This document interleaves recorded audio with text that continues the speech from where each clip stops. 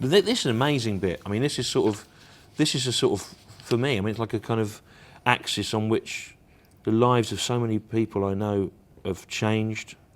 Every week, Linda would buy the satirical magazine Private Eye from a kiosk on Fulham Broadway.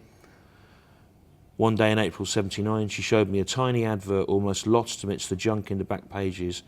It said, "Comedians wanted for new comedy and improvisation club opening in West One." I felt a rush of excitement. This was what I'd been looking for, a comedy club such as they had in the United States. Admittedly, my knowledge of what a comedy club in the United States was like was patchy, as it was based solely on the Dustin Hoffman film Lenny. Right, but again, even 10 years later, we didn't know what really stand-up was. I mean, at exactly that period, Andy did a tour, got a grant off the Arts Council, didn't he, to go to New York to watch stand-up. Did he? Yeah, he got a grant because he felt like and the Arts Council went, yeah, because you couldn't look at it on YouTube, there wasn't any films. And you're right, one of the closest records you had was the Lenny Bruce film where he's doing a not great impression of Dustin Hoffman's doing Lenny Bruce. So you sort of see, oh, that's what a comedy club looked like. That must be what it looks like. Didn't really have anything. No, and I was particularly poor. You could, if you made an effort, you could get records. And, you know, of like Lenny Bruce or, you know, I didn't do any of that. I just, whatever happened to me, that was all. I didn't seek out, you know, source material or anything.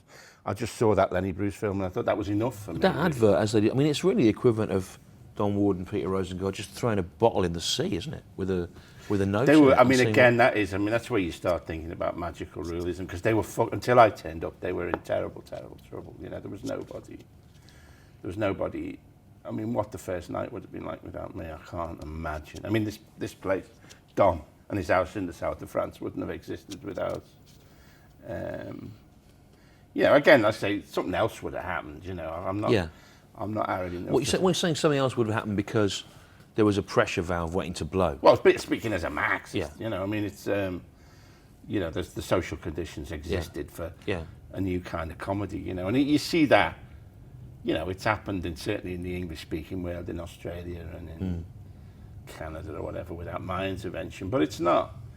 It's without. It had a particular vibrant character with not just me, but with me and Tony and Keith and all them people. That it probably would have been a more pallid thing without me. Right. But I mean, the fact that Linda saw the advert as well, your wife, and it's not even you. I mean, it's just like it's an amazing thing. I mean, do you think that you talk about the social conditions being right and you don't go into a lot of detail about it? You talk really brilliantly about how you write a really funny paragraph about one day you're cycling past Chelsea Art School and you see tonight the Sex Pistols. You think, well, that sounds really good, but then you go to the pub instead and miss their second ever gig.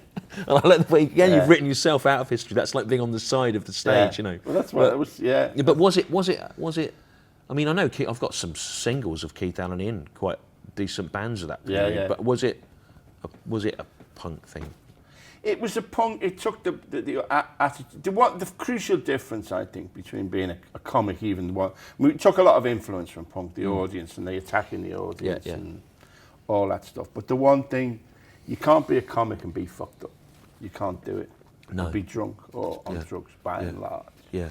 Relatively speaking, that's the crucial difference between being a musician and being a comic. Even if you're taking as your influence punk, there's always a cold intellect. Yeah, you have there's somebody sober. So it takes you a long time to figure it out, but you have to fabricate the levels of madness that you get, an intensity that you get from amphetamines or alcohol. And sometimes people go through those and come out the other side having learnt from them. But I think it's like, you can't. It's a fake. It's what a comic, no matter how punky you see me, he isn't. And there's a bit, I don't know if I do, but there's a bit when in the young ones, when Rip Rig and Panic I think, and one of the musicians goes, we'll rehearse, one of them says, these beers are real, I'm going to drink. And I said, no, continuity. Yeah. You know, don't move it's a nice that. moment, that. It's already, So when you